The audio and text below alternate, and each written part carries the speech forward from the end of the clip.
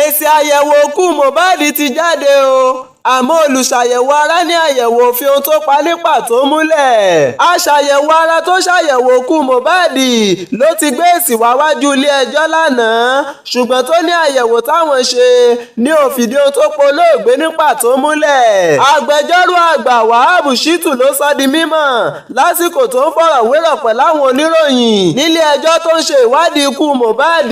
ó ní aṣàyẹ̀wò òkú tó wà nídìí àyẹ̀wò náà ló ti sọ di mímọ̀ níwájú ilé-ẹjọ́ pé òkú Mohbad ti jẹrà lásìkò táwọn ṣe àyẹ̀wò náà torí náà kò ṣeé ṣe kí èsì àyẹ̀wò sóhun tó pa ní pàtó. agbẹjọ́rò àgbà Wahab Shittu tẹ̀síwájú pé tí wọ́n bá sọ pé àwọn ò mọ ohun tó pa á jẹ́ pé ejò lọ́wọ́ nú. ó tún ní aṣàyẹ̀wò ara ni ó ṣeé ṣe kó jẹ́ pé oògùn tó lò ló pa á àmọ́ òun ò lè fìdí ẹ̀ múlẹ̀.